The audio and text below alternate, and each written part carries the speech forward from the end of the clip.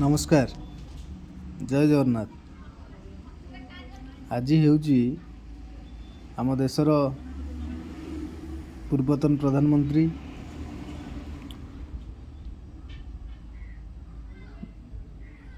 अटल बिहारी वाजपेयी को जन्म जयंती तथा आम सुशासन दिवस भाव यह आम पालन करुचे।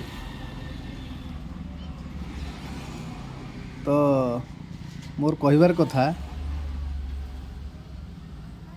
युवपीढ़ी राजनीति के आसतु आउ युवपीढ़ी राजनीति के आसिले अन्याय दुर्नीति अनीति सबू हटिबो।